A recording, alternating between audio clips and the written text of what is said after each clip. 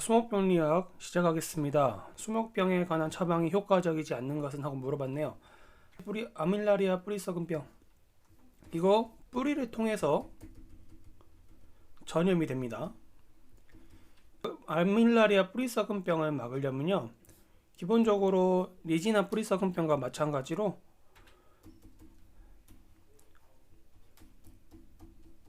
이렇게 1m 폭의 저지선을 만드는 게 아밀라리아 뿌리썩은병을 막는 방법이고요. 아밀라리아 뿌리썩은병 같은 경우는 이거 자체로 침할 공통 수종입니다. 그렇기 때문에 리지나 뿌리썩은병보다 더 방지하기 어렵다고 합니다. 그리고 아밀라리아 뿌리썩은병은요, 산의 간벌자 역할을 합니다. 그런 배경 지식도 알고 가시면 좋겠죠? 1번 보겠습니다. 버중나무 탄저병, 감염된 낙엽과 가지를 제거한다. 맞는 말이죠? 아피오그노모니아 베네타, 학명은 이렇게 쓰고요. 이것이 가지와 낙엽을 제거하고요, 탄저병을 막기 위해서 테부코나졸이나 트리아디메폰 소화제 같은 경우 살포한다고는 합니다. 철쭉요도병, 감염 부위 제거, 통풍 환경 개선. 네, 맞습니다. 이게 가장 중요합니다. 철쭉요도병 같은 경우는요, 이것이 꽃이 지고 난 다음에 5월이 되겠죠? 5월 꽃이 지고 난 다음에 전정을 해주시면은 크게 개선되는 효과가 있기 때문에, 떡병 같은 경우 산속에서는 문제가 되지만은 조경수 쪽에서는 크게 문제가 되지 않는 병입니다. 엑소바시디움이고요. 소나무 시드름병, 소나무 재선충병은 아바맥틴 유제죠, 또는 에마백틴 벤조에이트 유제, 매개춤 방제, 솔수염하늘소, 북방수염하늘소를 네오니코노이드계 또는 메프소화제, 즉 페니트로티온 유기인계를 살포해서 방제를 하는 방법이죠. 살선중제 같은 경우는 12월에서 2월까지 아바맥틴 유제 1.8%를 흉고직경에 따라서 넣어주셔야 되고요. 매개충 같은 경우는 5월에서 8월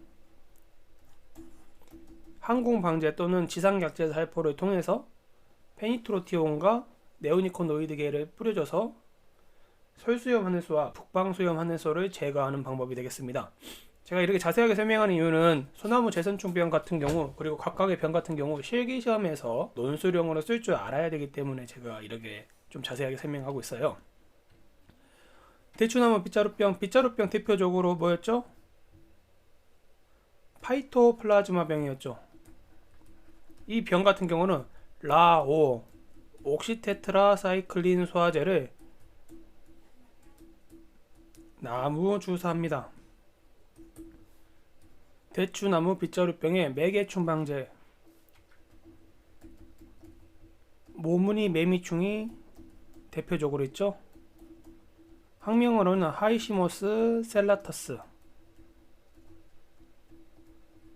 있고요. 일반적으로 빗자루병은 6월부터 발생을 하게 됩니다. 그 전년도에 통도 조직에 남아있던 이 파이토플라즈마 병균이요, 6월부터 활동을 시작하기 때문에 6월부터 7월 사이 이 옥시테트라사이클린 소화제를 수간 주사하면은 효과가 있죠. 그리고 수간 주사할 때는 이거는 다른 것들과 다르게 최대한 기부 밑에서 이렇게 있다면 최대한 가깝게 넣어주시는 걸 저는 추천을 드려요. 왜냐면은 뿌리 쪽에도 이 빗자루병에 파이토플라즈마가 남아있어서 그 다음에 문제를 일으키는 경우가 많더라고요. 그렇기 때문에 답은 3번이 되겠습니다. 자, 2번입니다. 수목병을 정확하게 진단하기 위해 감염 치료의 치료와 병원 재분리 배양이 가능한 것은 하고 문제를 물어봤습니다. 이걸 하면 바로 뭐가 떠올라야 되죠? 코우의 법칙이 떠올라야 되죠. 자, 코우의 법칙. 한번 읽어보겠습니다. 1. 병진 부위에서 병원체를 찾을 수 있어야 된다. 2. 병원체는 순수 배양돼야 되고 그 특성을 알고 있어야 된다. 3. 순수 배양된 병원체는 같은 종 또는 품종에 접종하였을 때 그것이 다시 병증이 일어나야 된다. 증상이 나타나야 된다. 자, 4. 병원체는 재분리하여 다시 배양할 수 있어야 된다. 라는 게 코우의 법칙의 병원체의 분리 배양 과정입니다. 여기서 안 되는 건 뭐가 있었죠? 바이러스 안 되고요. 파이토플라즈마 안 됐죠. 물관부 국지성 세균 안 됐죠. 그럼 여기서 바이러스 제거하고 파이토플라즈마 제거해 볼게요. 대추나무 빗자루병 이거 파이토플라즈마죠. 벚나무 번개무늬병 이거 바이러스고요. 포플러 모자이크병 이것도 바이러스고요. 흰가루병 잔항균이고요. 피목가지 마른병도 잔항균입니다. 그러면 답은 2번 아니면 5번인데 왜 2번은 아니고 5번은 맞느냐?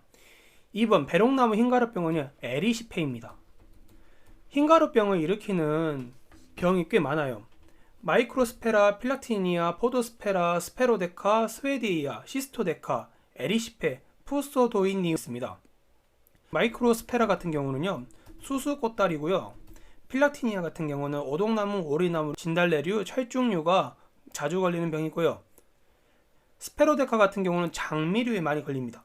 스와데이아는 단풍나무에 많이 걸리고요. 시스토데카는 가시나무류, 즉 가시나무류 자줏빛 곰팡이병이 시스토데카의 다른 이름입니다. 그 중에서 에리시페 같은 경우는요, 그 기주의 범위가 엄청 다양해요. 그 다양하다는 말은 뭐냐? 이 코우의 법칙 3번 있죠? 같은 종, 같은 품종의 증상을 일으켜야 된다는 이 부분이 맞지가 않습니다. 인간으로 따지자면 감기 같은 거예요. 에리시페는 워낙 감기를 일으키는 병균이 많다 보니까 병원에서 처방해주는 약은 기침이라든지 발열을 조절하는 약을 쓰죠. 그 표적 치료를 하는 건 아니잖아요.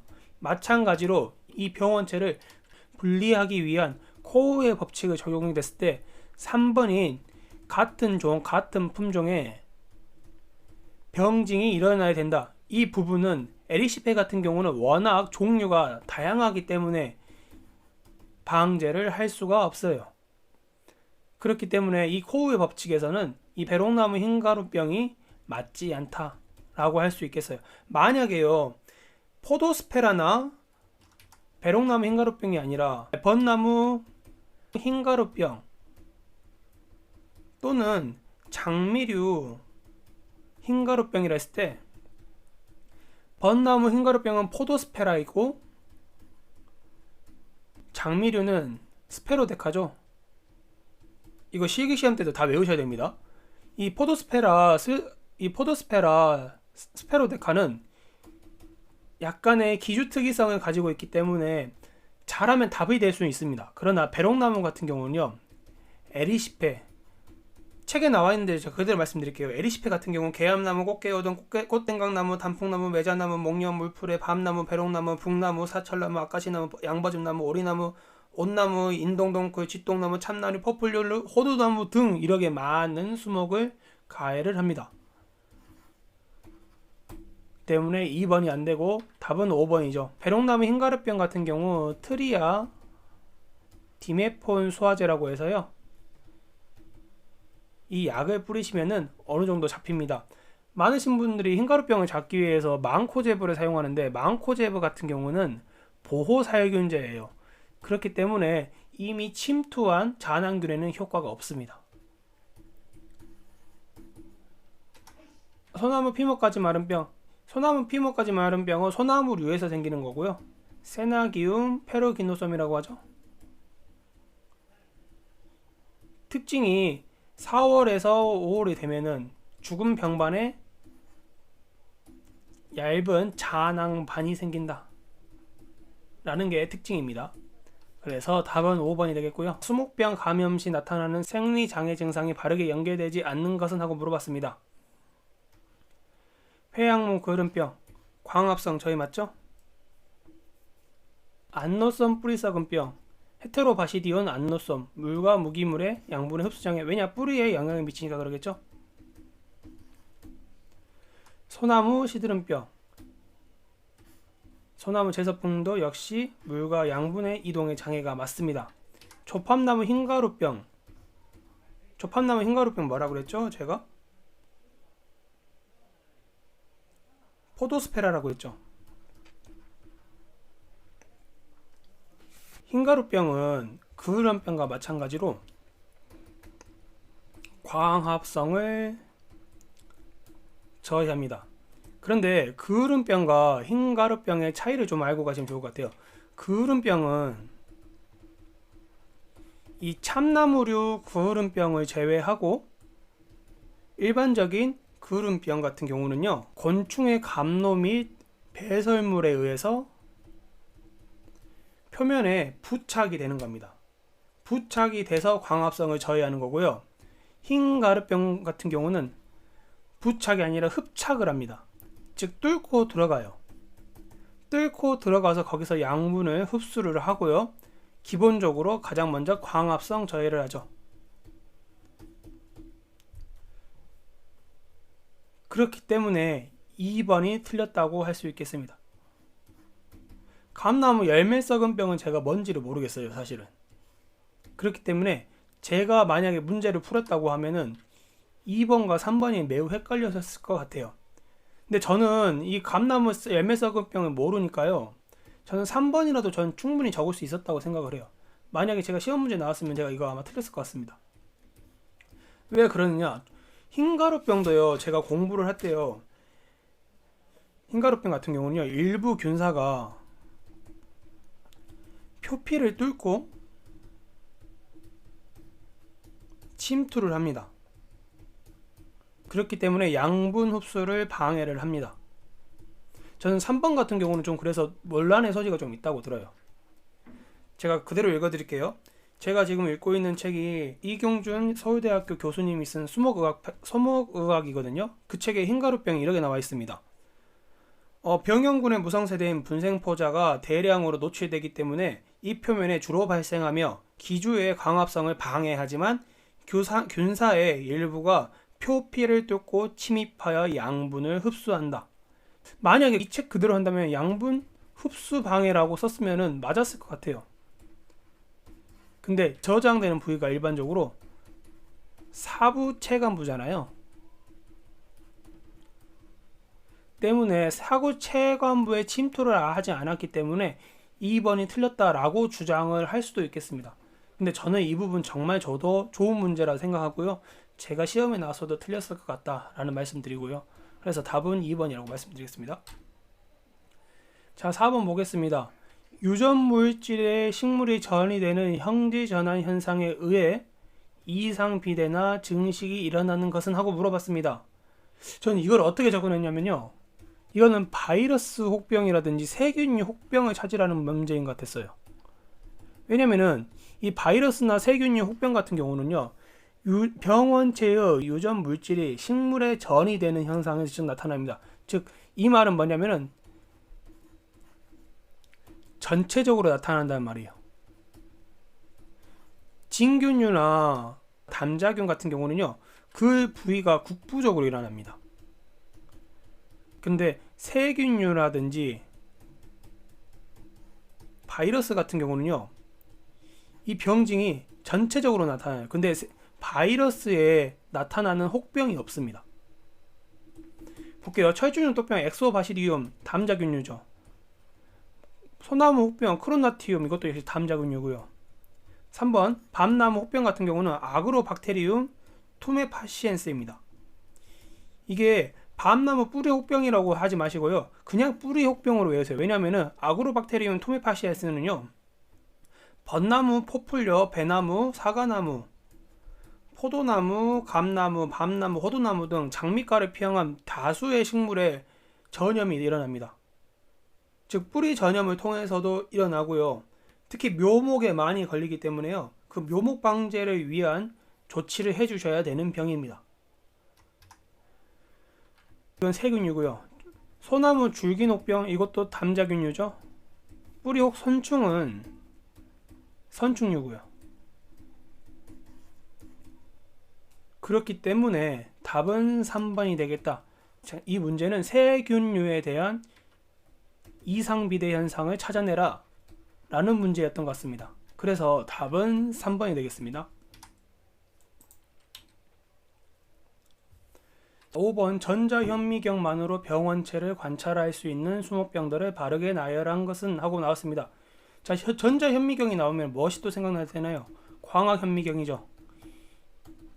이 광학현미경과 전자현미경을 나눌 수 있는 게 세균류입니다.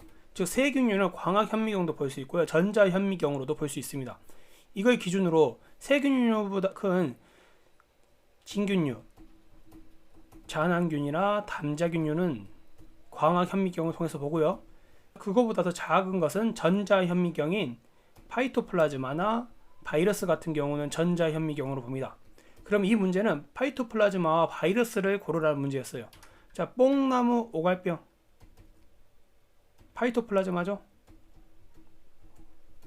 그렇기 때문에 맞고요. 버준나무 탄저병 이거 진균입니다. 그래서 아니고요.